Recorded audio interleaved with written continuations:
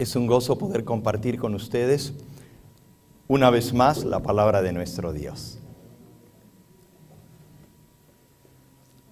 Yo sé que ya hemos orado, pero acostumbro a encomendarme en las manos del Señor antes de abrir su santo libro. Los que puedan acompañarme, vamos a ir una vez más de rodillas. Amantísimo Padre y Dios nuestro, seguimos glorificando tu nombre.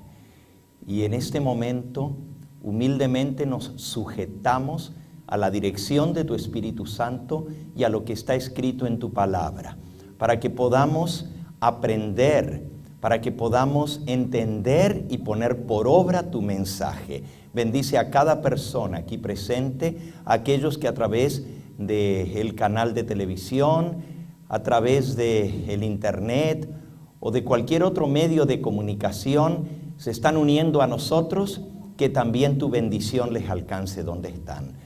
Me encomiendo en tus manos y me escondo detrás de esa roca que es más grande que yo, pidiéndote que no me vean a mí, Señor, sino que vean a Cristo, para que al ser Él exaltado y glorificado delante de tu pueblo, Él pueda atraer a todos hacia sí mismo.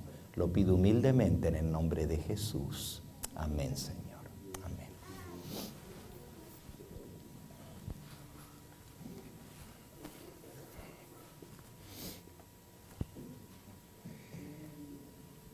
Hoy nos toca ver el tema del milenio.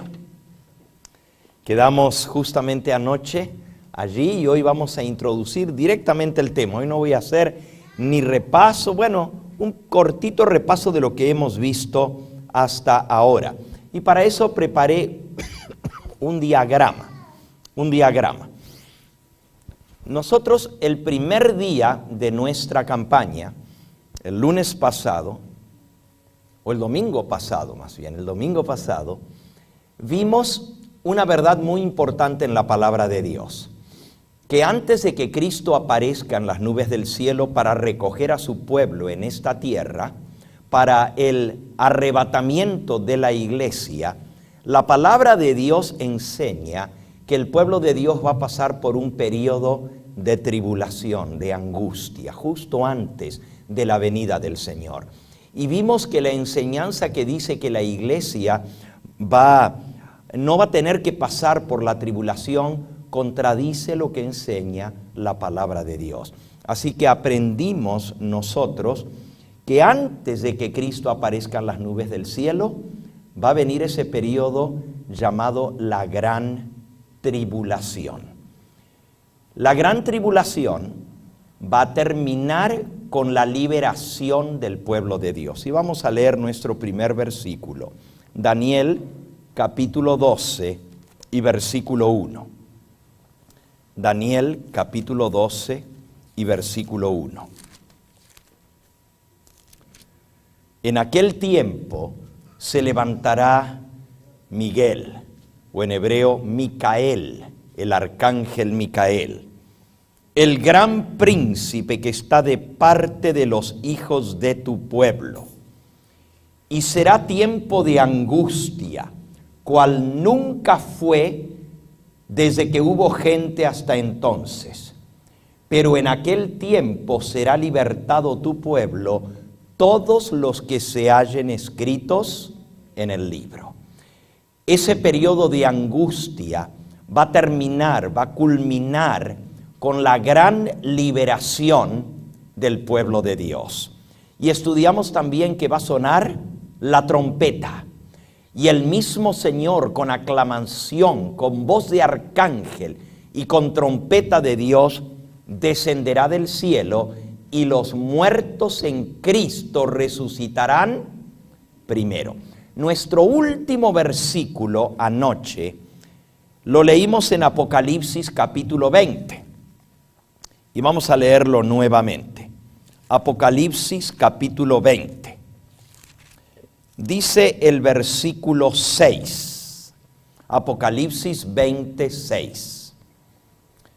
Bienaventurado y santo el que tiene parte en la primera resurrección.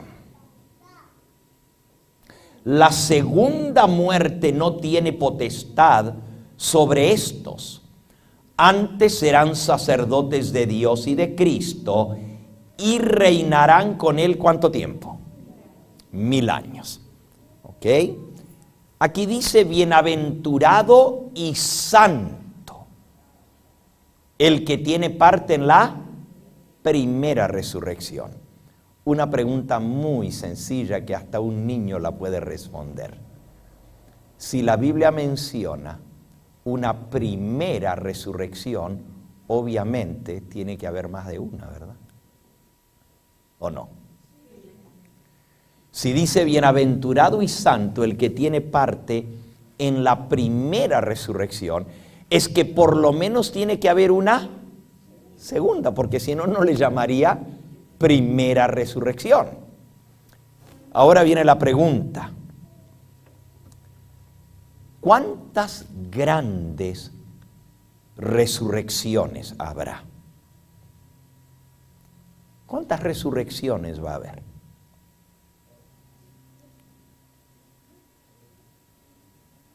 ¿Cuántas? Ok, sí, va a haber 3 resurrecciones, es cierto. Pero mi pregunta fue, ¿cuántas grandes resurrecciones habrá? 2 grandes resurrecciones. La respuesta estuvo correcta, va a haber 3, porque hay una resurrección parcial, pequeña, comparada a la gran resurrección que va a haber en la venida del Señor, y esa va a ser un poquito antes de su venida. De eso vamos a estudiar más adelante. Pero ahora vamos a ver las 2 grandes resurrecciones. Ya lo leímos de paso hace unas noches atrás en San Juan, en el capítulo 5. Vamos a ver de esas 2 grandes resurrecciones. Dice San Juan capítulo 5, versículo 28. No os maravilléis de esto, porque vendrá la hora cuando todos los que están en los sepulcros oirán su voz. Versículo 29. Y los que hicieron lo bueno saldrán a resurrección ¿de qué? De vida. Y los que hicieron lo malo a resurrección ¿de qué? De condenación. Ahí están las 2 grandes resurrecciones, o podríamos llamarle también resurrecciones generales, porque aquí dice el versículo anterior, el 28, todos los que están en los sepulcros oirán su voz. Y si la Biblia dice todos, quiere decir ¿cuántos? Todos. Todos los que están en los sepulcros oirán la voz del Hijo de Dios. Pero entonces explica en el versículo 29, los que hicieron lo bueno saldrán a una resurrección de vida, pero los que hicieron lo malo a resurrección ¿de qué? De condenación. Así que hay 2 resurrecciones generales. Generales quiere decir todo el que esté muerto va a resucitar, pero unos van a resucitar para vida y otros van a resucitar para condenación. Así que hay 2 grandes resurrecciones. Ahora, la primera resurrección, ya leímos Apocalipsis 26, bienaventurado y santo el que tiene parte en la primera resurrección. Y noten que le llama primera resurrección. ¿Y quiénes son los que van a resucitar en la primera resurrección? Si son bienaventurados y son santos, está hablando de la resurrección ¿de quiénes? De los que van a resucitar para salvación, para vida eterna. Porque los otros no serían felices. Bienaventurados quiere decir feliz. Ni tampoco son los santos, son los impíos, los que van a resucitar para condenación. Así que en la primera resurrección resucitan los que van a resucitar para vida eterna. Y esto ya lo estudiamos, lo repasamos bastante en las noches anteriores. Primera de Tesalonicenses, capítulo 4, versículo 16. Porque el Señor mismo, con voz de mando, con voz de arcángel y con trompeta de Dios descenderá del cielo, y los muertos en Cristo resucitarán primero. Entonces, ¿quiénes toman parte en la primera resurrección? Los muertos en Cristo. Esa resurrección es para vida. Los que murieron en Cristo resucitarán para ascender con Él. Versículo 17. Nosotros, los que vivimos, los que hayamos quedado, seremos arrebatados juntamente con ellos en las nubes para recibir al Señor en el aire, y así estaremos siempre con el Señor. Así que el que resucite en la primera resurrección, resucita para vida eterna, para ser llevados con el Señor, para estar para siempre con Él. Juntamente con los vivos, que ya estudiamos que vamos a ser transformados en un momento, en un abrir y cerrar de ojos, todos juntos ascenderemos en las nubes a recibir al Señor en el aire, y así estaremos para siempre con el Señor. A esto la Biblia le llama la primera resurrección. Vamos a poner ahora el diagrama que preparé para ir repasando un poquito esto que acabamos de ver. Le voy a dar un momentito al joven que está dirigiendo la proyección para que él nos ponga el diagrama. Ahí vemos la línea de la eternidad, ¿verdad? De la historia. Y ponemos la gran tribulación primero. Ya hablamos de esto, esta noche no vamos a hablar de esto. Y entonces luego viene, al terminar la gran tribulación, la liberación del pueblo de Dios, y aparece el Señor Jesús en las nubes del cielo. Ahí está la primera resurrección.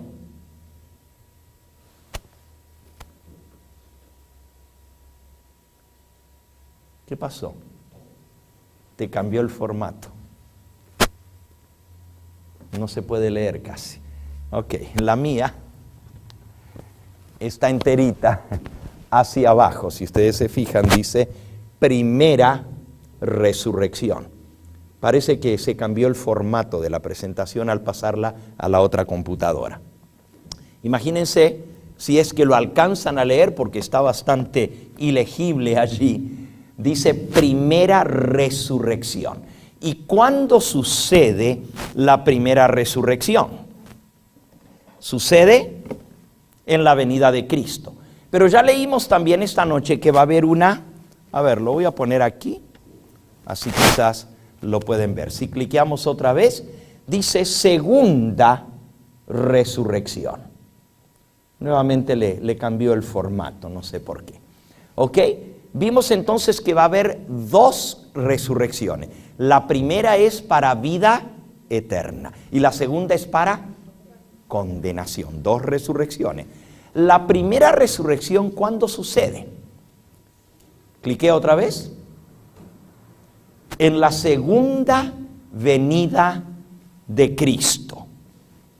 La segunda venida de Cristo va a ser el arrebatamiento de la iglesia, cuando el Señor venga a recoger a su pueblo.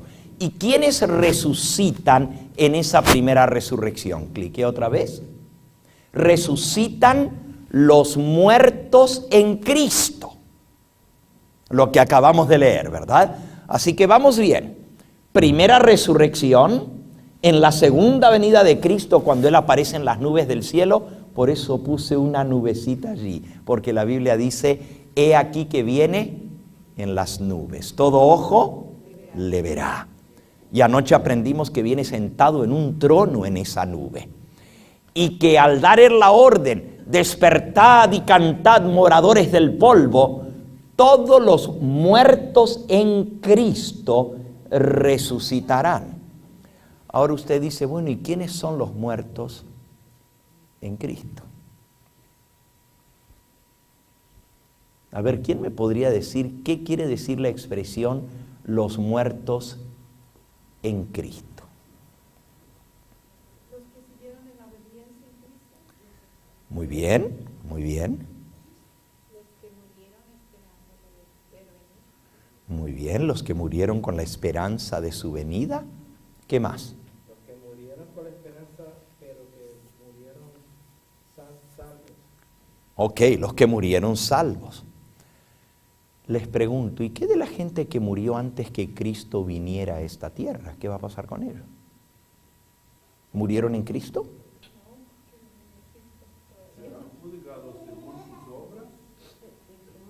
Sí, todos vamos a ser juzgados según nuestras obras. Pero si solo van a resucitar los muertos en Cristo, ¿qué pasa con la gente que vivió antes que Cristo viniera? Sí murieron en Cristo porque ellos tenían la esperanza de la venida de Cristo, del Mesías. Ah, qué interesante esa respuesta, ¿verdad? ¿Escucharon bien lo que él dijo? Todo aquel que albergó en su corazón la esperanza del cumplimiento de la promesa del Señor, que Él enviaría un descendiente de la mujer que le aplastaría la cabeza a la serpiente. ¿Se acuerdan la primera promesa cuando entró el pecado en el jardín del Edén y Dios trajo a comparecer delante de él a Adán y a Eva? Habían pecado y la paga del pecado es la muerte. Y trajo también a la serpiente y a ella le dijo, maldita serás, te arrastrarás sobre el polvo y pondré enemistad entre ti y la mujer, entre tu simiente y la simiente de ella. Esta te herirá en la cabeza y tú le morderás en el talón, en el calcañar. Esa fue la primera promesa de redención. Dios iba a enviar un descendiente de la mujer. Y ese descendiente de la mujer aplastaría a la serpiente. Aunque la serpiente le mordería en el calcañar, pero ¿qué es peor? ¿La morderuda o que le aplasten la cabeza? La serpiente iba a ser destruida por el descendiente de la mujer. Esa misma promesa Dios la repitió a todos sus hijos. A Abraham, por ejemplo, le dijo, en tu simiente serán benditas todas las naciones de la tierra. La misma simiente que él prometió que vendría es la misma simiente que se le prometió a Abraham, que se le prometió a Isaac, que se le prometió a Jacob y a todos sus descendientes. Aquel que vendría a traer la liberación, el perdón y la vida eterna, el Salvador. Fíjense lo que dice el apóstol Pablo en Gálatas capítulo 3. Gálatas capítulo 3.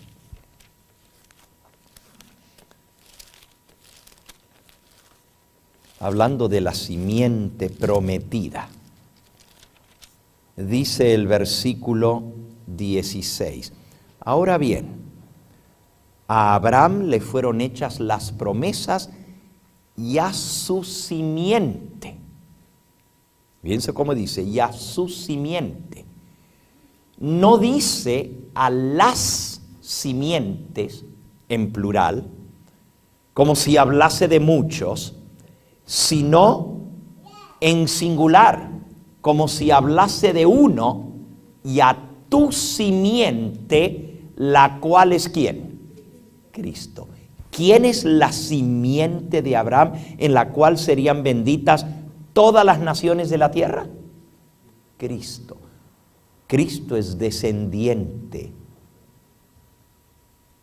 de Abraham. Cristo es descendiente de David. Y Cristo es la simiente prometida. Ahora, todos los hombres de Dios, todos los que creyeron en Dios, en su palabra y en su promesa, todos tenían la esperanza de la venida de la simiente. Desde Adán y Eva en adelante. Es más, cuando Adán y Eva tuvieron su primer hijo, le pusieron por nombre Caín.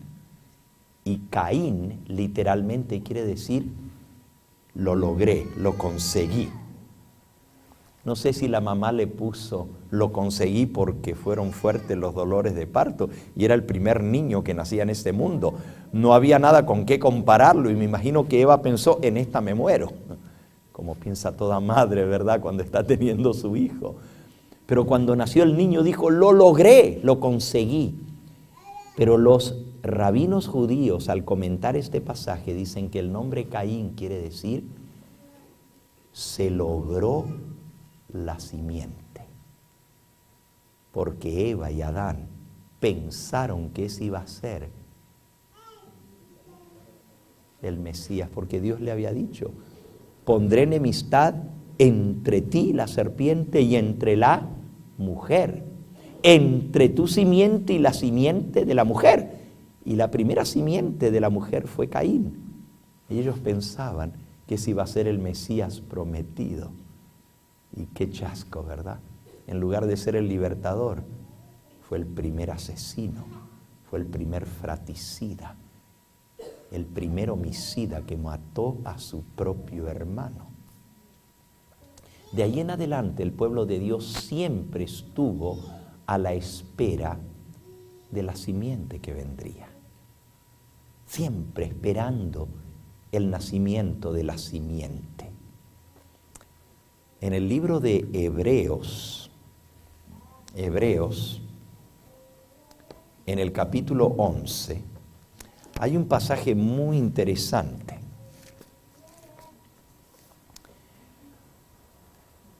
Este capítulo se conoce como el capítulo de la fe.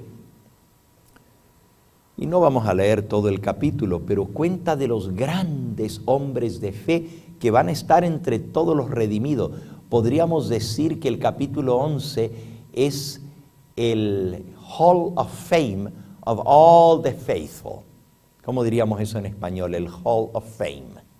Salón de la fama de los grandes de la fe. Sí, yo lo sé traducir, pero ¿cómo se menciona en español el Salón de la Fama? No tenemos esa expresión en español. Hall of Fame es donde se ponen todas las fotos o los trofeos de los más famosos, ¿verdad?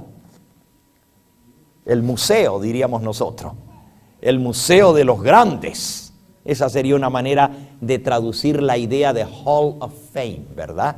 Cuando, por ejemplo, en béisbol, usted va al Hall of Fame de los famosos del béisbol, ahí ve los grandes, famosos jugadores de toda la historia del béisbol. Si va al Hall of Fame del soccer, del fútbol hispano, ¿verdad? Y va a ver los grandes del fútbol hispano. Sí, le podríamos decir el Salón de la Fama, pero diríamos la sala de exposición de los famosos. Pues Hebreos 11 es, por así decirlo, el Hall of Fame de todos los grandes hombres de la fe que han vivido desde el comienzo del mundo. Y miren cómo comienza diciendo.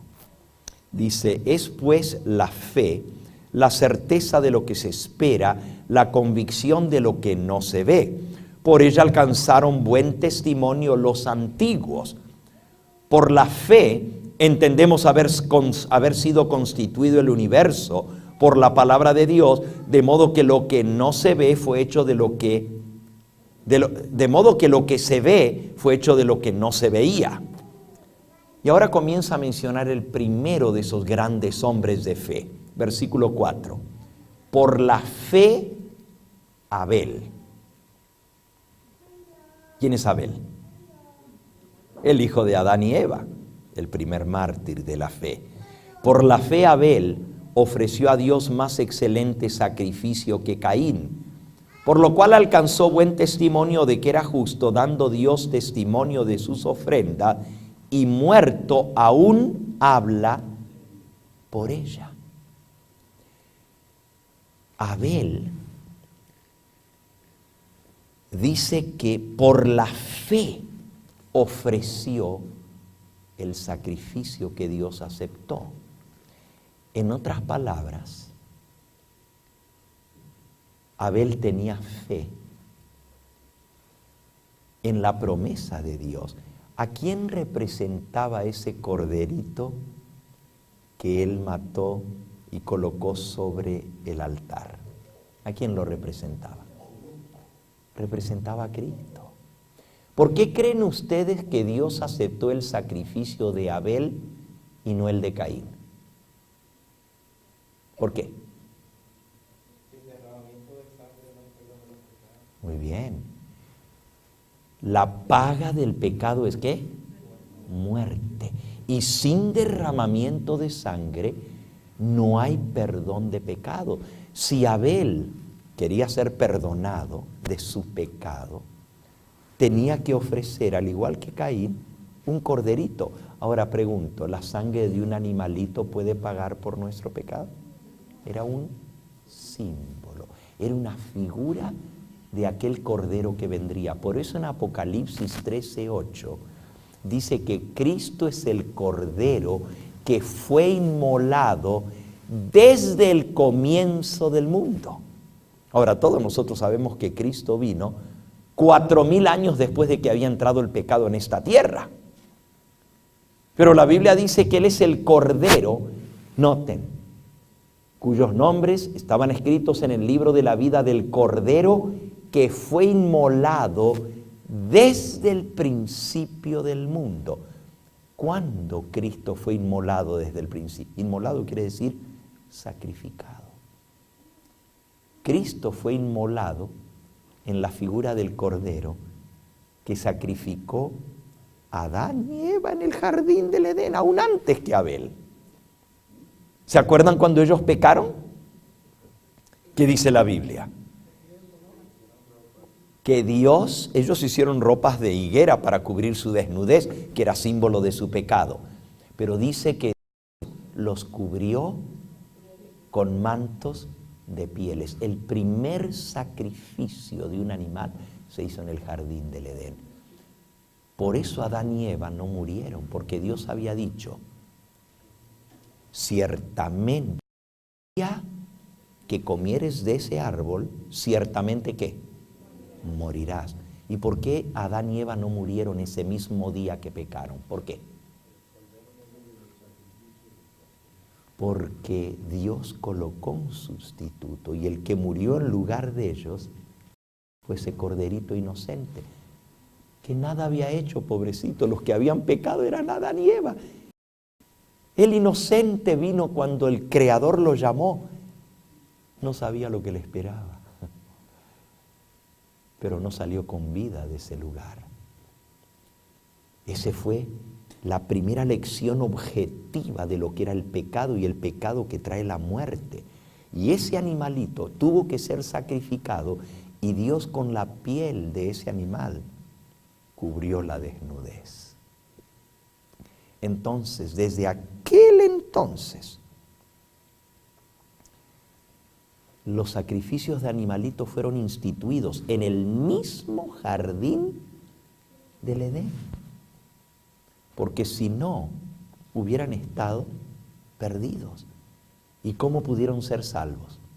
Por la fe en el Cordero, por la fe en el que vendría a dar su vida por ellos. Y al ofrecer el sacrificio, tenían fe, confiaban en que Dios iba a ofrecer el sacrificio. Lo mismo le pasó a Abraham. ¿Se acuerdan? A Abraham Dios le dijo, sacrifícame tu hijo. Y él subió al monte. Y llevaban la leña, llevaban el fuego, pero no había cordero. Y el hijo, Isaac, le preguntó, Padre mío, aquí está la leña, aquí está el fuego, aquí está el cuchillo, pero ¿dónde está el cordero para el holocausto? ¿Y qué dijo Abraham? Jehová proveerá cordero. Y en el momento en que Abraham estaba a punto de matar a su hijo, dice la Biblia, que levantó su mano para descargarla sobre el muchacho. En ese momento, la mano poderosa de un ángel le tomó su brazo y le dijo: Abraham, Abraham, no mates al muchacho, que ahora conozco, dice Jehová, que me temes porque no me rehusaste a tu hijo. Todo eso era un símbolo de aquel padre que iba a entregar a su único hijo, como era Isaac. Pero Dios proveyó un sustituto para Isaac, para que Isaac no tuviera que morir. Ese es el mensaje del Evangelio que viene desde el comienzo. Aún antes de que entrara el pecado, la Biblia le llama el Evangelio eterno, porque eternamente existió en la mente de Dios. Y Dios lo reveló. Miren otro texto muy interesante. Ahora volvemos a Hebreos 11, pero vean otro texto muy interesante. No me pierdan Hebreos capítulo 11, pero en Romanos, el capítulo 16, miren qué texto tan interesante. Dice el versículo 25 y 26. Y al que puede confirmaros según mi evangelio y la predicación de Jesucristo, según la revelación del misterio que se ha mantenido oculto desde tiempos eternos. El misterio que se ha mantenido oculto, Romanos 16, 25, desde tiempos eternos, pero que ha sido manifestado ahora, y que por las escrituras de los profetas, según el mandamiento del Dios eterno, se ha dado a conocer a todas las gentes para que obedezcan a la fe. Interesante, porque ayer leímos que hay que obedecer al Evangelio. La gente dice, hay que creer en el Evangelio, pero la Biblia dice que hay que obedecer el Evangelio. Y la gente dice, hay que tener fe, pero la Biblia dice que hay que obedecer a la fe. Qué interesante, ¿verdad? Siempre la fe va relacionada con la obediencia. Entonces, en este caso, ese misterio que estaba oculto desde edades eternas, pero que ha sido manifestado ahora y que por las escrituras de los profetas de antaño, según el mandamiento del Dios eterno, se ha dado a conocer a todas las gentes. Repito, el plan de redención estaba diseñado por Dios desde antes que entrara el pecado. Imagínense. La introducción del pecado en el universo no lo tomó a Dios por sorpresa, porque Dios sabe todo. Ya Dios había hecho provisión de antemano para la eventualidad del pecado. Y ya estaba hecho el plan de redención. Era ese misterio que estaba oculto desde edades eternas, pero que se reveló a su debido tiempo. Entonces, desde que entró el pecado, Dios reveló el plan de redención. Mató el primer cordero en el jardín del Edén y lo cubrió a Adán y cubrió a Eva con pieles de animales, mostrando que un día un cordero inocente iba a tener que morir en su lugar, el cordero de Dios que quita el pecado del mundo. Por eso Dios aceptó la ofrenda de Abel y no aceptó la ofrenda de Caín. Porque la ofrenda de Abel era lo que Dios había pedido, el cordero. Caín trajo del fruto de la tierra, de lo mejor, las mejores frutas. Y a veces pensamos de Caín como un ruin, pensamos de Caín como un hombre malo, un asesino. Y es cierto, mató a su hermano. Pero saben que él quería agradar a Dios. Si él no le hubiera interesado adorar y servir a Dios, nunca hubiera venido a ofrecer una ofrenda sobre el altar. Pero aunque tenía buena intención de agradar a Dios, quiso hacer las cosas a su manera. Y a veces nosotros hacemos las cosas así. Aún con buena intención, no hacemos las cosas de acuerdo a como Dios lo manda. Queremos hacer las cosas a nuestra manera. Y no podemos venir a adorar a Dios bajo nuestros propios términos. Tenemos que venir a Dios como Él manda que vayamos. Tenemos que obedecerle de acuerdo a las instrucciones que Él nos ha dado. Les doy un ejemplo. Millones de personas hoy en día dicen, bueno, yo adoro a Dios y Dios acepta mi adoración. Yo creo que sí, que si son sinceros y lo hacen de todo corazón, Dios acepta la adoración. Pero Dios mandó un día que se apartara para la adoración. Desde la creación del mundo, Él dice que hizo el mundo en 6 días, apartó el 7º día, lo bendijo y lo santificó. Pero la gente hoy en día dice, no, pero ¿de qué importa qué día yo le adoro a Dios? Yo le puedo adorar todos los días. Pero hay un día que Dios apartó.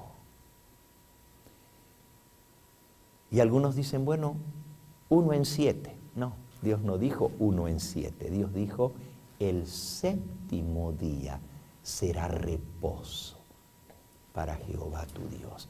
Entonces, ahí vemos un ejemplo de cómo las personas dicen, bueno, yo le dedico al Señor el domingo. Pero Dios dijo, el sábado. Solo lo estoy dando de ejemplo, ¿verdad? No es el tema de ahora.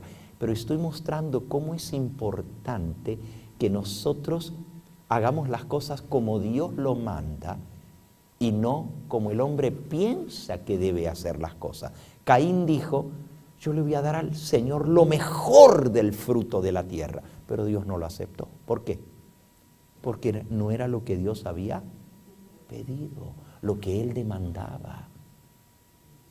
Veamos otro ejemplo de lo que es obedecer realmente a Dios. El primer rey de Israel se llamó el rey Saúl. Y hay una historia muy interesante en Primera de Samuel. Primera de Samuel está en el capítulo, vamos a ver si lo encontramos por aquí. Primera de Samuel capítulo 15, me parece que es. Primera de Samuel 15. Miren qué historia tan interesante. Dice así: el profeta Samuel le dijo a Saúl, Jehová me envió a que te ungiese por rey sobre Israel. Ahora pues está atento a las palabras de Jehová. Así ha dicho Jehová de los ejércitos: yo castigaré lo que hizo Amalec a Israel al oponérsele en el camino cuando subía de Egipto. Ve pues y hiere a Amalec, destruye todo lo que tiene, no te apiades de él, mata a hombres, mujeres, niños, aún a los niños de pecho, vacas, ovejas, camellos y asnos. Ahora, yo no voy a entrar en esta noche a explicar por qué Dios dio esa orden. No necesito defender el carácter de Dios. Dios se puede defender él mismo, ¿verdad? Pero una cosa es cierta, no es que Dios sea despiadado. Hay razones muy de peso por las cuales Dios mandó a destruir completamente a los amalecitas. Solo les menciono una, así como quien dice de paso. ¿Saben ustedes que los amalecitas dedicaban a sus niños desde el vientre de la madre a Satanás? ¿Saben que los niños nacían poseídos con un demonio desde el momento en que nacían? Y usted dice, pero ¿qué culpa tienen los niños? ¿Saben ustedes que los amalecitas conocían al Dios verdadero, pero lo habían rechazado para seguir la idolatría? Y Dios les dio oportunidades de arrepentirse y no quisieron. Bueno, les dije, no voy a defender el carácter de Dios y su justicia. Solo les estoy relatando la historia. Pero tenemos muchos argumentos para mostrar por qué Dios mandó a destruir completamente a los amalecitas y al rey de los amalecitas, que se llamaba Amalec. Saúl convocó al pueblo, les pasó revista en Telaín, 200,000 de a pie, 10,000 hombres de Judá, y viniendo Saúl a la ciudad de Amalec, puso emboscada en el valle. Y dijo Saúl a los ceneos, idos, apartaos, salid de entre los de Amalec, para que no destruya juntamente con ellos a ustedes, porque vosotros mostrasteis misericordia a todos los de Egipto. Fíjense que Dios mandó a destruir, pero también tuvo misericordia al mismo tiempo que mandó a destruir. ¿Por qué? Porque ellos habían tenido misericordia para con el pueblo de Israel. Dice el versículo 7, y Saúl derrotó a los amalecitas desde Ávila hasta llegar a Shur, que está al oriente de Egipto. Tomó vivo a Agag, rey de Amalec, pero a todo el pueblo mató a filo de espada. Y Saúl y el pueblo, escuchen bien ahora, perdonaron a Agag y a lo mejor de las ovejas, y del ganado mayor, de los animales engordados, de los carneros, de todo lo bueno, y no lo quisieron destruir. Mas todo lo que era vil y despreciable destruyeron. Y vino la palabra de Jehová a Samuel diciendo, me pesa haber puesto por rey a Saúl, porque se ha vuelto en pos de mí y no ha cumplido mis palabras. Y se apesadumbró Samuel y clamó a Jehová toda aquella noche. Vio que Jehová estaba enojado. Me pesa haber puesto a Saúl por rey. Y Samuel intercedió y clamó toda la noche delante de Jehová. Madrugó, versículo 12, luego Samuel para ir a encontrarse con Saúl por la mañana. Y fue dado aviso a Samuel diciendo, Saúl ha venido a Carmel, y aquí levantó un monumento y dio la vuelta y pasó de delante y descendió a Gilgal. Vino pues Samuel a Saúl, y Saúl le dijo, bendito seas tú de Jehová, yo he cumplido con la palabra de Jehová. Samuel entonces le dijo, ¿y qué es ese balido de ovejas y bramido de vacas que yo oigo con mis oídos? Fíjense la pregunta. Saúl todo orgulloso, he cumplido con la palabra de Jehová, destruí a todos los amalecitas. ¿Oh sí? ¿Y qué es ese balido de ovejas y ese bramido de vacas que oigo yo? Le dice Samuel. Y respondió Saúl, de Amalec los han traído, porque el pueblo perdonó lo mejor de las ovejas y de las vacas para sacrificarlas a Jehová tu Dios, pero todo lo demás lo destruimos. Ahora Dios había dicho, destruyan todo, todo. Ovejas, vacas, carneros, mujeres, niños, niños de pecho, viejos, jóvenes, todo lo van a destruir. He cumplido con lo que dijo Jehová. Solo que el pueblo se reservó lo mejor del ganado para dedicárselo a Jehová y ofrecérselo a Él. No es para nosotros. Es más, ni siquiera hemos tenido interés en todo esto. No es para nosotros. Es para dedicárselo a Jehová.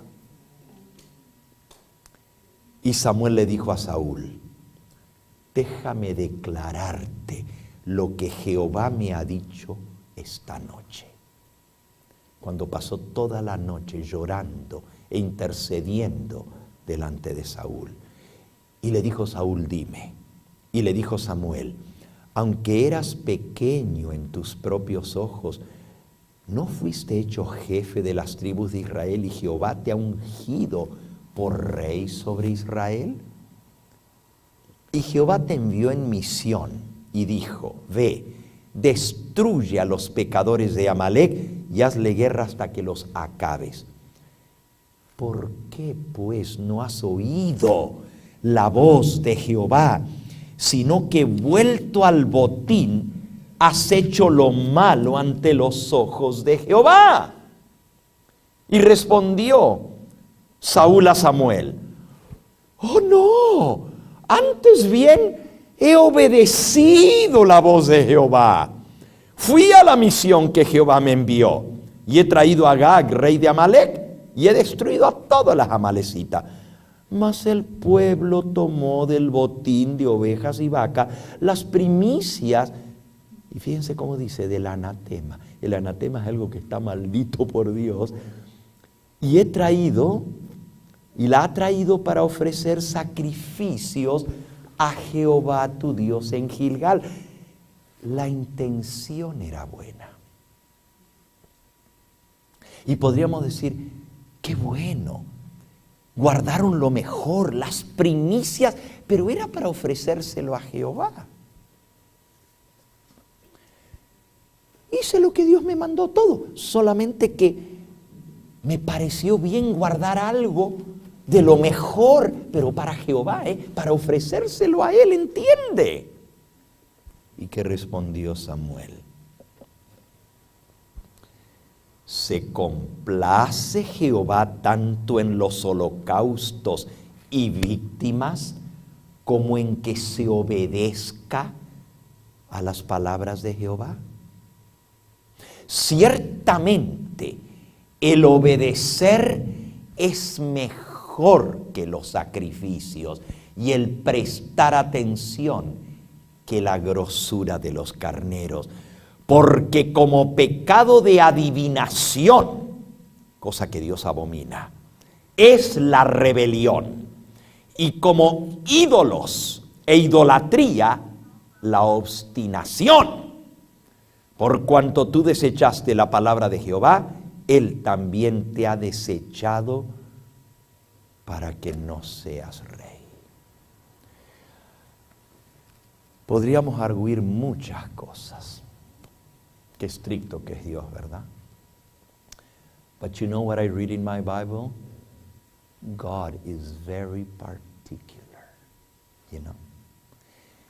Cuando Dios dice algo, Él quiere que se lo haga como Él lo dice. No importa la intención buena que tengamos. Si no es lo que Dios ha mandado, Él no lo acepta. Le pasó a Caín. Trajo lo mejor del fruto de la tierra, pero Dios no lo aceptó. Y por eso se enojó, porque Dios aceptó la ofrenda de Abel y no la de Caín. Y tanto se ensañó que la agarró contra su hermano y lo mató. ¿Por qué? Porque las ofrendas de él fueron aceptadas por Dios, pero no la ofrenda de Caín. Aquí vemos el caso de Saúl. Dios lo desechó como rey porque no obedeció estrictamente a las instrucciones de Jehová. Esto nos debe enseñar a nosotros una gran lección, que cuando Dios dice algo en su palabra, ¿qué tenemos que hacer? Como Él lo dice, no como yo pienso. Y hay mucha gente que dice, pero yo lo hago para el Señor. ¿Cómo Dios no lo va a aceptar si lo estoy haciendo para Él? Así pensaba Caín. Así pensaba Saúl y todo el pueblo de Israel. Pero lo estamos haciendo para Jehová. Lo vamos a sacrificar para Él. Y Dios dijo, ¿se complace Dios en sacrificios y ofrendas, sino en que se obedezca a su palabra? El obedecer es mejor que toda tu adoración, que todos tus sacrificios y ofrendas. Yo lo que quiero es que se cumpla mi palabra. Entonces, volviendo a nuestra historia, todos los seres humanos que se han de salvar alguna vez y que cuando venga el Señor van a ser resucitados, van a ser resucitados porque pusieron su fe en el Cordero de Dios que quita el pecado del mundo. Volvamos ahora a la historia de Hebreos capítulo 11, el Hall of Fame de los hombres de la fe. Y dice así: por la fe Abel, versículo 4, ofreció a Dios más excelente sacrificio que Caín, por lo cual alcanzó testimonio de que era justo. ¿Cómo llegó a ser justo Caín? Por la fe, por el sacrificio que ofreció. Obviamente no era justo, era pecador, porque si no, no hubiera tenido que ofrecer una víctima sobre el altar. Pero por la fe, Abel ofreció el sacrificio y por eso alcanzó testimonio de que era justo. Fíjense, ninguno de nosotros somos justos por naturaleza. ¿Qué dice la Biblia? No hay justo ni siquiera uno. ¿Abel era justo? Si hubiera sido justo y perfecto y sin pecado, no hubiera venido a ofrecer un cordero. El cordero era para paga del pecado. Pero aquí dice que él llegó a tener testimonio de que era justo por la fe en la ofrenda que él ofreció. Esa ofrenda lo representaba a Cristo. ¿Se salvó Abel por las obras o se salvó por la fe? Por la fe. Miren el próximo ejemplo que da la Biblia. Versículo 5, por la fe Enoc fue traspuesto para no ver la muerte, y no fue hallado porque lo traspuso Dios, y antes de que fuese traspuesto, tuvo testimonio de haber agradado a Dios. ¿Cómo agradó a Dios? Por la fe. Agradó a Dios porque confió en el sacrificio expiatorio de Cristo. Por la fe Noé, por la fe Abraham, versículo 8, por la fe Isaac, por la fe Jacob. Y miren lo que dice la Biblia de estos grandes hombres de la fe.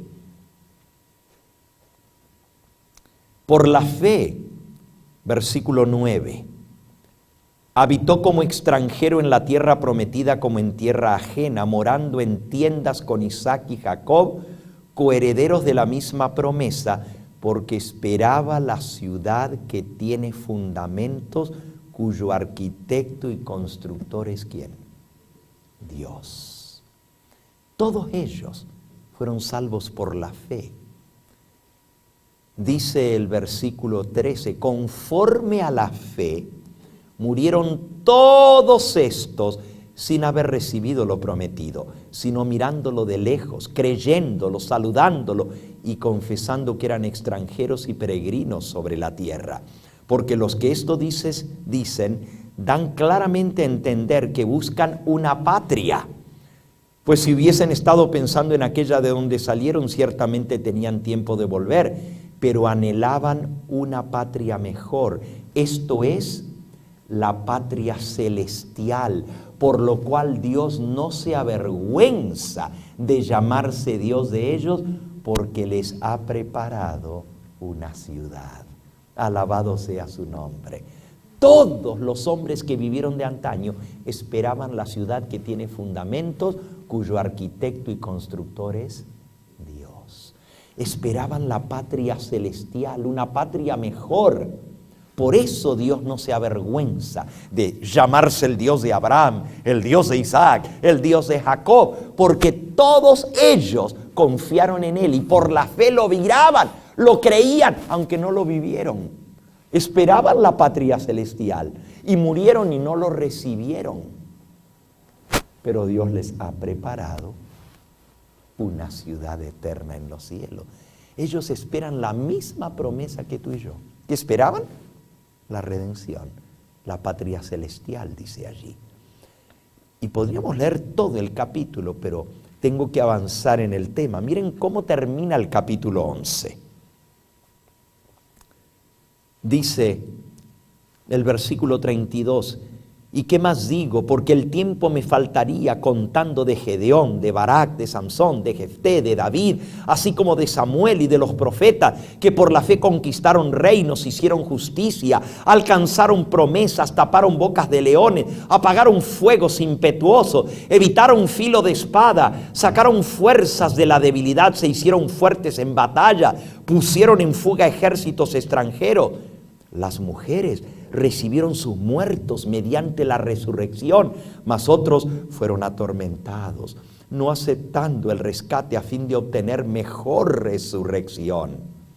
Otros experimentaron vituperios y azotes, y además de esto prisiones y cárceles. Fueron apedreados, aserrados, puestos a prueba, muertos a filo de espada, anduvieron de acá para allá cubiertos de pieles de ovejas y de cabra, pobres, angustiados, maltratados, de los cuales el mundo no era digno, errando por los desiertos, por los montes, por las cuevas y por las cavernas de la tierra. Y todos estos, versículo 39, aunque alcanzaron buen testimonio, ¿mediante la qué? La fe. No recibieron aún lo prometido, proveyendo Dios alguna cosa mejor para nosotros, para que no fuesen ellos perfeccionados aparte de nosotros. ¡Wow!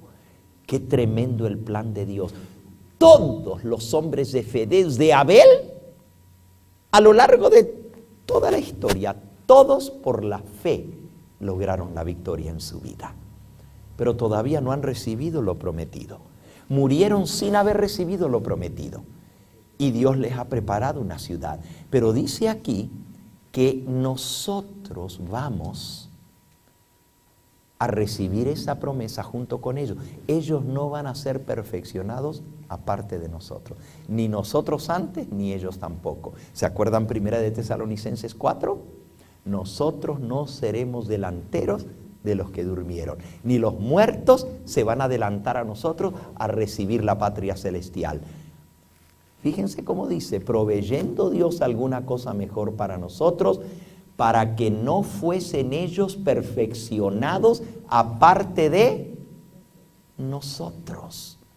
Vean el versículo anterior, el 39. Todos estos, aunque alcanzaron buen testimonio mediante la fe, no recibieron lo prometido, porque Dios está esperando ese día cuando todos vamos a recibir la recompensa juntos. Ellos y nosotros vamos a ser perfeccionados juntos. Ese es el plan de Dios. Ahora volvemos a nuestro diagrama, pues. Con esto hemos visto que los muertos en Cristo que van a resucitar no son solamente los muertos de Cristo en adelante, sino desde Abel en adelante. Esos son los que murieron en Cristo. Murieron en la promesa de la venida del Mesías. Entonces, en la segunda venida de Cristo, resucitan todos los muertos en Cristo. Bienaventurado y santo el que tiene parte en la primera resurrección. ¿Qué más sucede en la venida de Cristo? Ya lo vimos. Cliquea una vez más. Los justos vivos somos ¿qué? Transformados. Justos vivos, transformados. ¿Se acuerdan que lo estudiamos ya? En un momento, en un abrir y cerrar de ojos. A la final trompeta, suena la trompeta, los muertos son resucitados incorruptibles y nosotros los justos vivos somos transformados. ¿Qué más sucede? Todos los justos, los que han resucitado y los que estamos vivos y hemos sido transformados, todos ascendemos juntos al cielo para estar con el Señor. Anoche vimos, después de la venida de Cristo, ¿cuántos vivos van a quedar en la tierra? ¿Cuántos? ¿Cuántos seres humanos vivos van a quedar en la tierra? Miré, dice el profeta, y no había hombre. Todos fueron destruidos. Revisemos ahora la segunda parte de esa primera columna. Todos los impíos son destruidos por el resplandor de la venida de Cristo, son fulminados. ¿Se acuerdan que leímos que a donde les tome la venida del Señor van a caer muertos, fulminados? Y las aves del cielo y las bestias de la tierra se los van a destrozar, se los van a comer.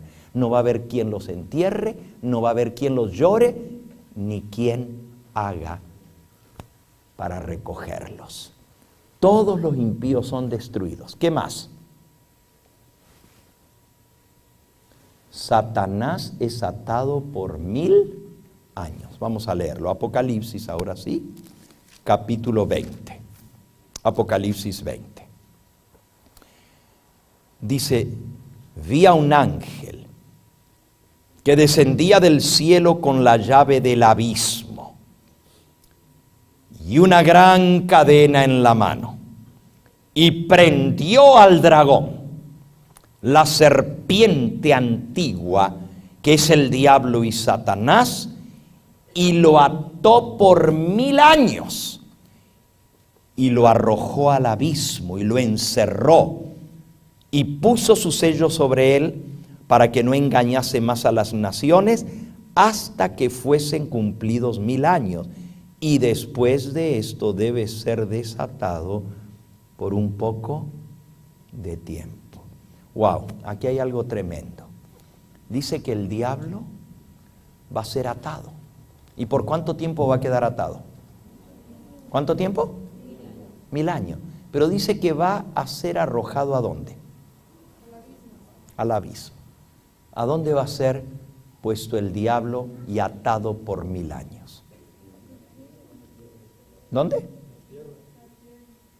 El abismo, dice allí. ¿Y dónde es el abismo?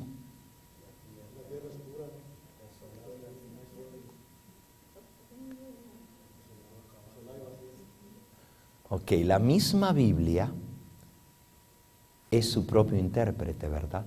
Nosotros no tenemos el derecho de decir esto quiere decir tal o cual cosa. Si la Biblia dice que el diablo va a ser arrojado al abismo, entonces tenemos que ver a dónde queda el abismo y qué es el abismo. Vamos a la primera hoja de la Biblia, a Génesis capítulo 1. Dice el versículo 1 y 2. Génesis 1, 1 y 2. En el principio creó Dios los cielos y la tierra. Y la tierra estaba desordenada y vacía. Y las tinieblas cubrían la faz del abismo. Y el Espíritu de Dios se movía sobre la faz de las aguas. Y luego dice el versículo 3, y dijo Dios sea la luz, y fue la luz. Pero antes que Dios creara la luz, ¿cómo estaba la tierra? Pongamos otra vez el versículo 2. La tierra estaba desolada o desordenada y vacía, y estaba cubierta de tinieblas. Y a eso la Biblia le llama el abismo. ¿Qué era el abismo? Si no había nada todavía, ¿qué era el abismo? La tierra desordenada y vacía, cubierta de tiniebla. El abismo, en hebreo se dice tehom, tehom, y quiere decir el mundo vacío y sin vida. Y esta palabrita, dos palabritas, desordenada y vacía, en el idioma en que se escribió la Biblia, en hebreo, desordenada se dice tohu, tohu, y vacía, bohu. Miren qué fácil que es decirlo. Tohu va bohu. Va quiere decir y. Desordenada y vacía. Tohu va bohu. ¿Cómo se dice? Wow, ya están hablando hebreos ustedes. Tohu vabohu. Pero ¿por qué les menciono eso? Porque esa misma expresión, tohu vabohu, es la que leímos anoche en Jeremías 4. Vean qué interesante. Vamos a leerlo, Jeremías 4. La misma expresión en hebreo, tohu vabohu, dice así, Jeremías 4, 23. Dice el profeta, miré a la tierra y he aquí que estaba desolada o asolada y vacía. La misma palabra en hebreo, aquí la tradujeron asolada, allá lo tradujeron en Génesis desordenada. Algo asolado, algo que está asolado es que está todo asolado, destruido, vacío, que no hay nada. Desordenada y vacía. Y miré a los cielos y no había en ellos luz. Versículo 24, miré a los montes y aquí que temblaban y todos los collados fueron destruidos. Miré y no había hombre y todas las aves del cielo se habían ido. Miré y aquí el campo fértil era un desierto, desolado, vacío. Y todas las ciudades estaban asoladas delante de Jehová, delante del ardor de su ira. Porque así dijo Jehová, toda la tierra será asolada, pero no la destruiré del todo. En el día en que Él venga, la tierra va a quedar desolada y vacía. Completamente destruida, porque va a haber un gran terremoto que va a sacudir el cielo y la tierra. Las ciudades se desplomaron, los montes se desplomaron, todo va a estar asolado y no va a haber vida, no va a haber hombre. Imagínense en tinieblas como estaba la iglesia, la tierra al principio, sin luz. ¿Puede haber vida sin luz? Si no hay luz, no hay vida. Y la tierra va a quedar sin vida. Miré, dice el profeta, y no había hombre. Aún las aves del cielo se habían ido. Al principio las aves y las bestias de la tierra se devoran a todos los cadáveres. Pero aún después dice, miré y hasta las aves se habían ido. La tierra va a quedar un caos, desolada, vacía, desordenada como estuvo al principio. Y a eso la Biblia le llama el abismo. El diablo va a quedar confinado, atado a esta tierra. No va a poder ya andar volando por otras partes. Aquí va a quedar atado en esta tierra. Pero sí va a estar vivo.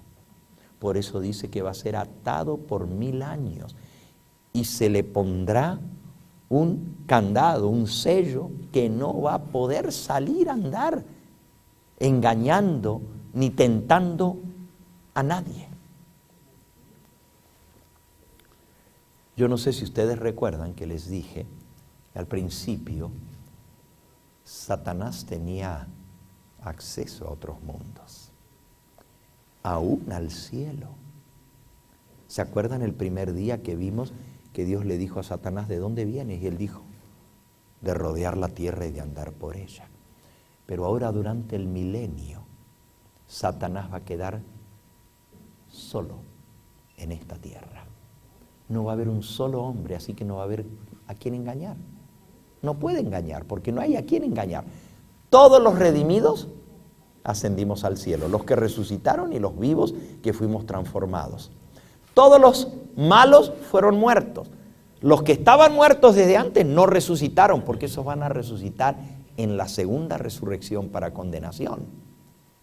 Pero todos los impíos que estaban vivos cuando Cristo aparece van a ser destruidos por el resplandor de su venida. Por lo tanto, no va a quedar nadie en esta tierra. Miren qué interesante. Ahí está lo que hemos visto hasta ahora. En la segunda venida de Cristo, resucitan los muertos en Cristo. Es la primera resurrección. Los justos vivos son transformados y todos juntos ascienden al cielo. Todos los impíos son destruidos, Satanás es atado por 1000 años y la tierra queda ¿cómo? Desolada y vacía.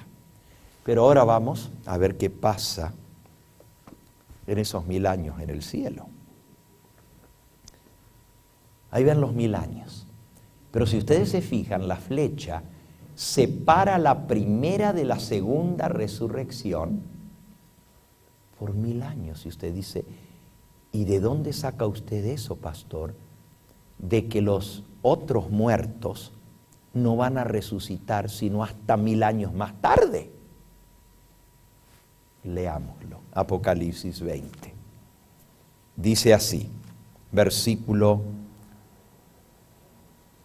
5. Pero los otros muertos no volvieron a vivir hasta que se cumplieron, ¿cuánto tiempo? 1000 años. Aquí está clarito, los otros muertos no vuelven a vivir. Nos salteamos el versículo 4 realmente, es importante que lo leamos. Leímos del 1 al 3 que decía que el diablo va a ser atado por 1000 años, pero después va a ser desatado por un poquito de tiempo. Versículo 4, que nos salteamos, dice, y vi tronos, y se sentaron sobre ellos los que recibieron facultad de juzgar. Y vi a las almas de los decapitados por causa de la palabra de Dios y del testimonio de Jesús, los que no habían adorado a la bestia ni a su imagen,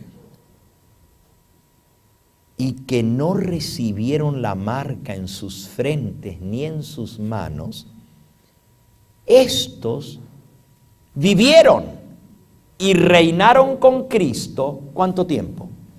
1000 años. Aquí está hablando de los redimidos, de los justos, los que no adoraron a la bestia ni a su imagen, que no recibieron la marca en su frente ni en sus manos. Dice que volvieron a vivir y reinaron con Cristo 1000 años. Pero fíjense lo que dice, vi tronos y se sentaron sobre ellos los que recibieron facultad de juzgar. ¿Qué van a hacer los redimidos en el cielo por 1000 años? Sorpréndanse, sorpréndanse. Por 1000 años los redimidos vamos a formar parte, a participar del juicio de los impíos en el cielo. Y usted dice, pero ¿cómo? ¿Usted está seguro, pastor, de que vamos a juzgar nosotros? Vamos a leerlo. Primera de Corintios, capítulo 6. Primera de Corintios, capítulo 6. Dice el versículo 2. ¿No sabéis que los santos han de juzgar al mundo?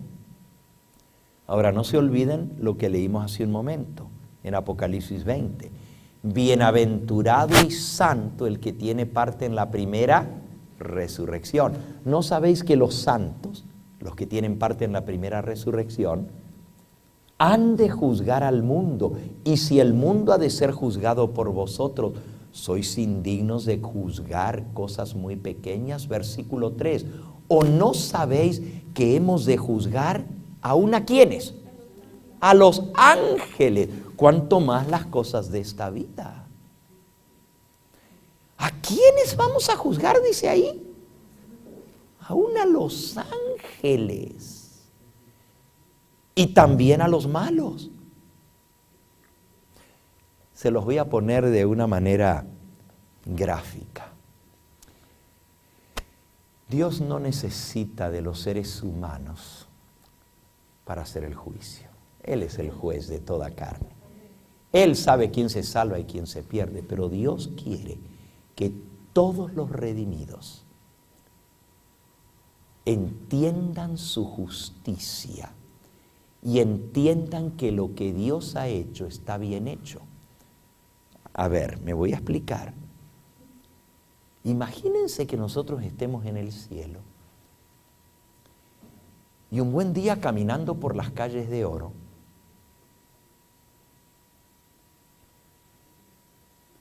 nos encontremos así, de cara a cara, con uno que está allá en el cielo y lo miremos y digamos, a este yo lo conozco. Pero ¿cómo puede ser? Pero si este es el que llevó a mi hija a la perdición. Este es el hombre que le engañó y la llevó por el mal camino. Y mi hija se perdió. ¿Y cómo este desgraciado está aquí? Bueno, yo sé que ningún redimido va a hablar así, ¿verdad? Pero lo podemos pensar. ¿Por qué? Porque si nos encontramos con alguien que conocimos aquí en esta tierra y que está en el cielo, y vamos a decir, pero este no merece estar aquí. ¿Qué hace este tipo aquí? Imagínate que te encuentres con el hombre que arrastró a tu hijo a la perdición, al vicio, a las drogas. Y tú digas, pero esto no es justo. Mi hijo se perdió, sí, yo sé que se perdió porque se fue por mal camino y no quiso volver a los caminos del Señor. Pero y este es el hombre que lo llevó a la perdición. Dios va a permitir que todos los redimidos tengamos acceso a los registros del cielo, que podamos ver la vida de todos los seres humanos que se han perdido y veamos por qué. Y también de los redimidos. 1000 años va a durar ese juicio. Y no tengo tiempo en esta noche, pero si tuviera tiempo les hablaría de las 3 etapas del juicio. Primero está el juicio investigador, luego está el juicio adjudicativo y finalmente está el juicio ejecutivo. Yo no voy a hablar de eso en esta noche, si no, no nos vamos esta noche de aquí. Y esta noche sí, no sé si me ven más contento a mí esta noche. Dormí mucho, ¿no? Y trabajé mucho todo el día. Con el pastor estuvimos desde las 9 de la mañana en reunión hasta la hora que me vine para aquí, que me desocupé. Pero escuchen, estoy contento porque saliendo de aquí voy al aeropuerto a recoger a mi esposa, que tengo un mes de no verla. Es que mi hija pues tuvo su bebé hace 2 semanas atrás y ella fue a estar con ella los últimos días, el parto, y acompañarla los primeros días. Pero terminando de aquí, voy a recogerla. Así que estoy contento. Pero les decía que si me pongo a explicar tantas cosas que hay para explicar, y ustedes van a ir aprendiendo poco a poco mucho más de la palabra de Dios. No salemos esta noche y mi esposa va a estar en el aeropuerto esperándome, así que tengo que terminar temprano ahí. Escuchen, sí, hermano. Si en el cielo no va a haber injustos ni malos, ni pecadores, Sí. ¿quién se va a juzgar? A los impíos, ya vimos. ¿No sabéis que vosotros has de juzgar? Es que ellos no tienen acceso allá. No, Nosotros vamos a tener acceso por la gracia de Dios, por la salvación. por la salvación. Por lo tanto, allá van a estar esos malos para ser juzgados. No, van a estar muertos por 1000 años. Pero ya, a ver, escuchen. No, no los vamos a encontrar. Espérese. ¿Que no leímos que los otros muertos no resucitan sino hasta el final de los 1000 años? Pero recuerden que hay 2 resurrecciones, una para vida eterna y otra para condenación. Van a resucitar para ser condenados. si el juicio ejecutivo, cuando se les va a pasar la sentencia y van a pagar lo que hicieron, va a ser al final de los 1000 años. Pero durante esos 1000 años, Dios va a permitir que los seres humanos que vivimos en esta tierra les pasemos no sentencia si están perdidos o salvados, porque ya eso Dios lo determinó cuando Cristo vino. Los muertos en Cristo resucitaron y los demás pues fueron destruidos, así que ya están condenados. No es que ahora vamos a decir, no, este se tiene que salvar. No, ya Dios lo determinó. Quién se salva y quién se pierda, porque Él conoce todas las cosas, Él conoce los corazones, pero nosotros necesitamos ver por qué esa persona se salvó y esa se perdió. Y si vamos al registro de ese hombre malo que figuradamente estaba hablando yo, cuando vayamos al registro solamente va a decir limpiado por la sangre de Cristo. Y no va a haber nada que verle de su vida antigua, porque sus pecados fueron borrados y limpiados por la sangre de Cristo. Pero allí nos vamos a encontrar también con otro tipo de sorpresas. Imagínense aquel hermano que era tan servicial en la iglesia, que siempre estaba el primerito para abrir la puerta, que siempre le gustaba dar la bienvenida a las visitas, que le gustaba hasta cantar en la iglesia. Y la gente decía, miren qué hermano tan consagrado. Y de pronto vamos a buscarlo en el cielo y no está. Vamos a decir, hey, what happened? Como que Dios, en Argentina decimos pifió. Se equivocó el Señor. ¿Cómo este hermano? Si alguien tendría que estar en el cielo, sería este hermano. Y el pastor tal y tal que yo conocía, ¿cómo es que no está aquí? ¡Oh! Y cuando vayamos a los registros vamos a ver que ese hermanito que parecía tan santo y bueno, vivía una doble vida.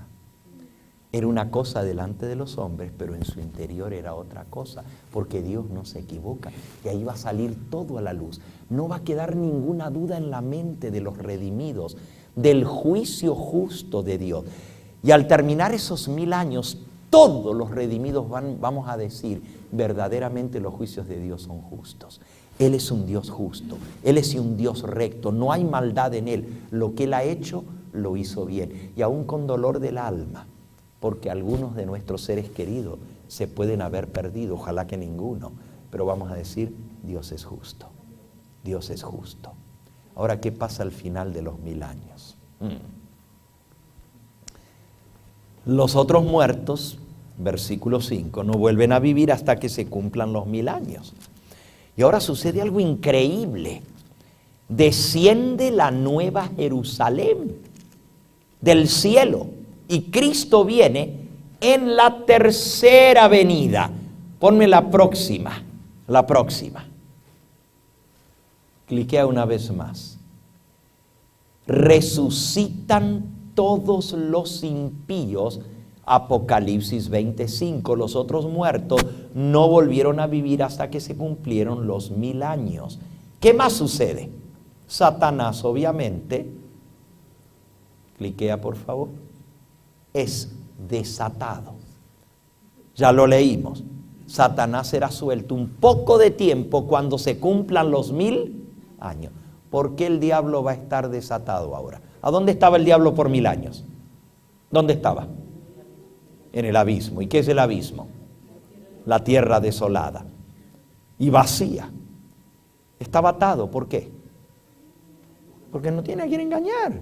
Porque no hay nadie a quien engañar. Pero ahora que resucitan todos los impíos, los malos, al final de los 1000 años, ahora el diablo tiene a quien engañar. Vamos a leerlo, Apocalipsis 20. Cuando los 1000 años se cumplan, versículo 7, Satanás quedará suelto de su prisión y saldrá a engañar a los moradores de la tierra, a las naciones que están en los 4 ángulos de la tierra, a Gog y a Magog. Tú estás en el Apocalipsis 7 y nosotros estamos en Apocalipsis 27. Apocalipsis 27. Cuando los 1000 años se cumplan, Satanás será suelto de su prisión. Versículo 8, y saldrá a engañar a los moradores de la tierra, a los que están en los 4 ángulos de la tierra, a Gog y a Magog, a fin de reunirlos para la batalla, el número de los cuales es como la arena del mar. ¡Wow! ¿Cuántos son los malos que han resucitado? No se pueden contar. Dicen que son como los granitos de la arena del mar. Díganme, ¿se pueden contar los granitos de la arena del mar? Imposible. Los malos son como la arena del mar. Millones, imagínense desde la época de Caín en adelante, 4000 años, toda la gente que murió en el diluvio, toda la gente que vino después, hasta la época de Cristo y los 2000 años que llevamos desde Cristo para aquí. Millones de personas que van a resucitar. Miren cómo lo describe Apocalipsis 20. Dice el versículo 11, y vi un gran trono blanco, y al que estaba sentado en él, de delante del cual huyeron la tierra y el cielo, y ningún lugar se encontró ya para ellos. Y vi a los muertos, grandes y pequeños, de pie ante Dios.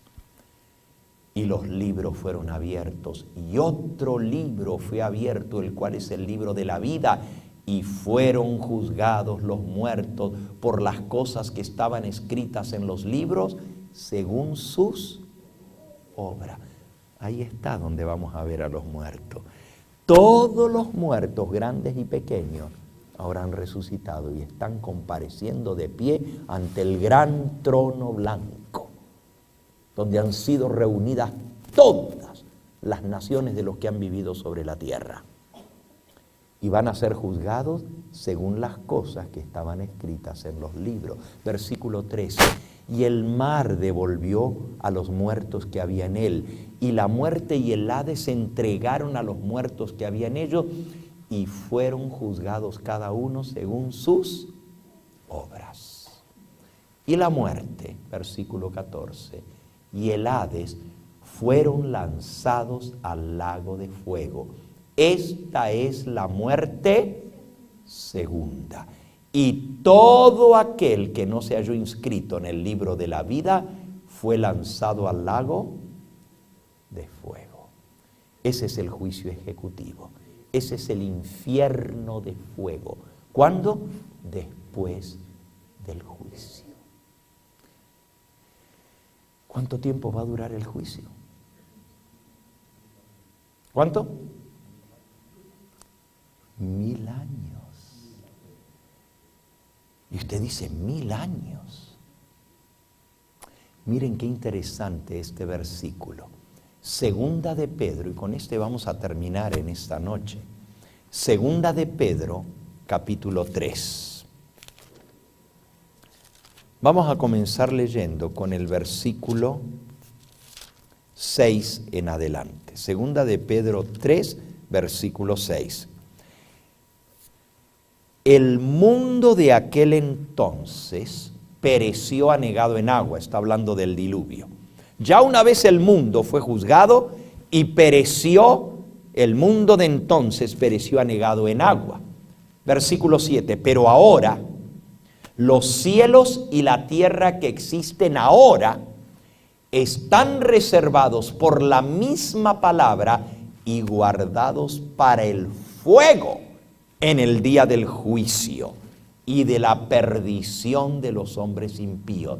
Noten cómo le llama, el día del juicio y la perdición de los hombres impíos. El cielo y la tierra que existen ahora están reservados, guardados para el día del juicio.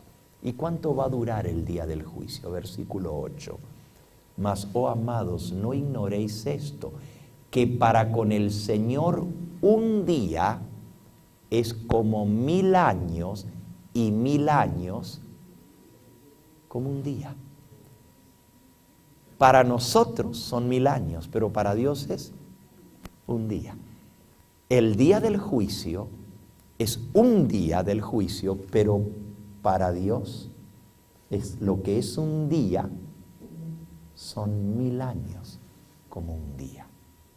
Versículo 9.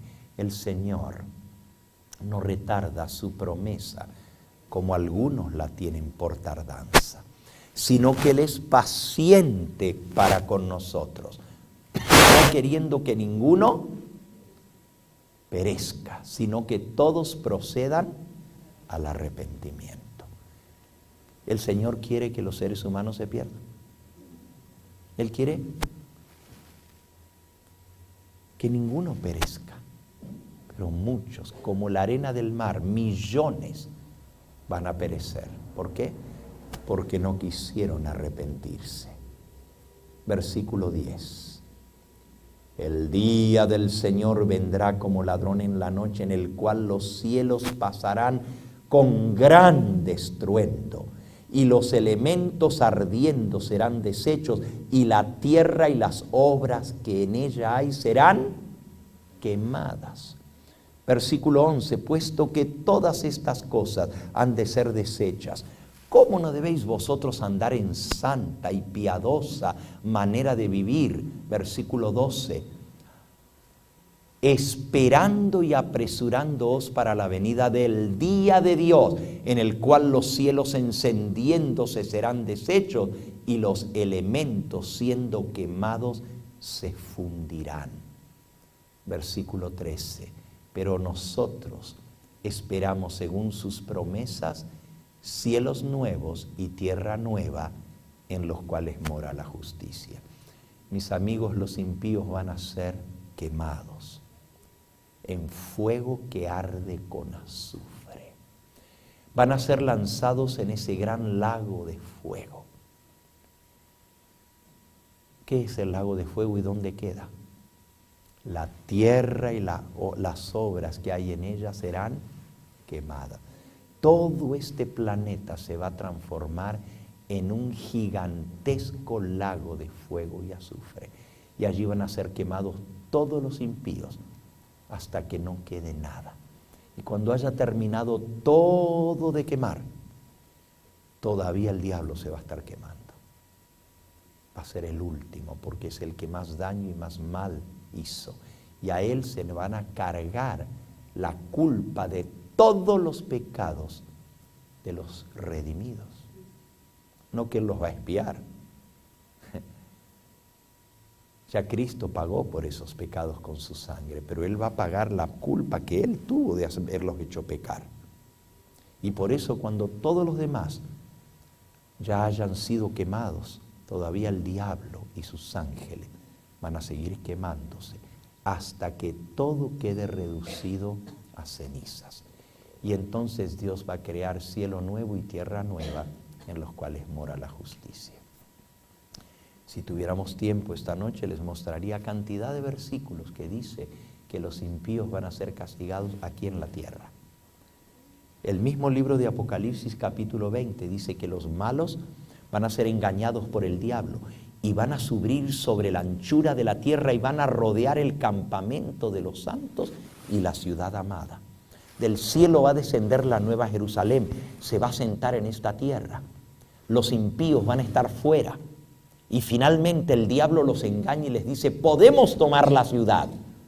Les hace creer que Él es el que les dio la vida y que esa ciudad le pertenece a Él y que le fue usurpada. Pero nosotros somos más que los que están adentro. Vamos a pelear contra ellos y vamos a recuperar la ciudad. Todo es un engaño porque el diablo es un engañador.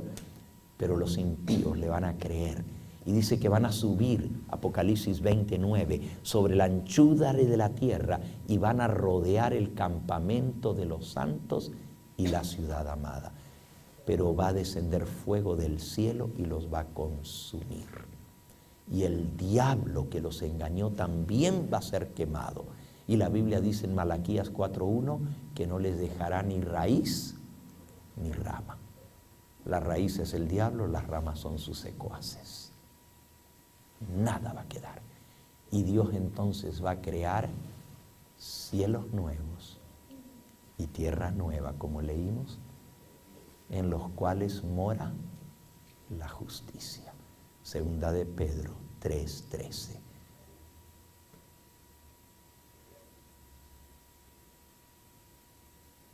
Esa vez, cuando Dios vuelva a recrear esta tierra, cielos nuevos y tierra nueva, nosotros vamos a estar ahí para verlo. Los justos vamos a estar dentro de la ciudad, los impíos van a estar fuera. Lo único que nos va a separar del fuego y azufre va a ser el muro de la ciudad. Pero el muro de la ciudad mide 144 pies de ancho, el muro, y es de jaspe. Jaspe es la piedra más dura que existe, más dura que el diamante. El diamante lo cortan con el jaspe. El jaspe ha sido sometido a temperaturas de hasta 4000 grados centígrados y no se quema, no se derrite. El diamante se derrite, pero el jaspe no se derrite. Y aunque se pudiera derretir, Dios va a proteger a sus hijos que están dentro de la ciudad. La protección de Dios los va a separar. La Biblia dice que el muro de la ciudad es de jaspe y es como el cristal. Cuando usted mira a través de un cristal, cuanto más grueso el cristal, más grande se ve, ¿verdad? Los cristales que llevamos sobre nuestros ojos, cuando necesitamos más aumento, pues lo hacen un poquito más grueso y cada vez más grueso para que veamos más claramente. Imagínense un cristal de más de 50 metros de ancho. Vamos a poder ver a miles de kilómetros a la distancia como un telescopio y vamos a ver a cada uno de los impíos que se van a estar quemando. La Biblia dice en Salmo 37 que cuando los impíos sean destruidos, nuestros ojos los verán. Los vamos a ver quemándose. Y cuando todo quede quemado, finalmente Dios va a crear cielos nuevos y tierra nueva en los cuales more la justicia. Ese es el plan de Dios. Así es. Y secará Dios toda lágrima de los ojos de ellos. Y ya no habrá más muerte, ni más clamor, ni más dolor, porque las primeras cosas pasaron. Dios crea todo de nuevo. Y ahora por toda la eternidad vamos a vivir eternamente con Él. Terminemos entonces repasando el diagrama completito. Ahora sí ya lo completamos. 12 eventos futuros descritos en detalle. Y entonces vamos a ir poniendo en el diagrama. Primero vimos la gran tribulación. Luego viene la primera resurrección. Y luego la segunda resurrección, que ya vimos que están separadas por 1000 años. En la primera resurrección sucede en la segunda venida de Cristo. Resucitan los muertos en Cristo. Los justos vivos somos transformados y todos juntos somos arrebatados en las nubes a recibir al Señor en el aire. Nos iremos con el Señor al cielo durante 1000 años. Todos los impíos son destruidos. Satanás es atado por 1000 años y la tierra queda desolada y vacía. Mientras estemos en el cielo por 1000 años, la Biblia dice, vi tronos y se sentaron a juzgar todos los redimidos. Y vamos a juzgar a los impíos y aún a los ángeles caídos. Le vamos a adjudicar qué es lo que ellos van a pagar por todo lo que hicieron. La sentencia. Dios dice, se perdieron. Pero nosotros, al ver las evidencias de lo que hicieron, le vamos a decidir a cada uno su sentencia. Al final de los 1000 años, los impíos van a resucitar. Desciende la nueva Jerusalén. Satanás ahora queda desatado, tiene a quien engañar y sube sobre la anchura de la tierra. Desciende la nueva Jerusalén. A esto le llamamos la tercera venida de Cristo o el juicio final. La primera venida nació como bebé en Belén. La segunda viene a recoger a su pueblo para llevarnos con Él, donde viviremos y reinaremos con Él por 1000 años.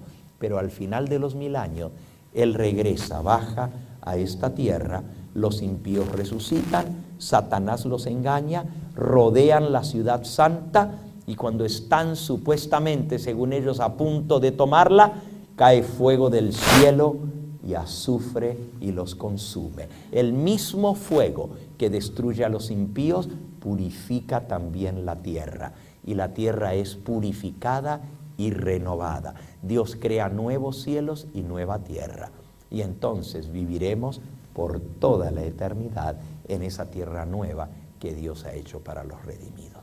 Este es el gran plan de Dios, y esta es la etapa final de ese plan de redención, el castigo final de los impíos. ¿No es maravilloso lo que Dios nos ha revelado en su palabra? Dios es verdaderamente justo.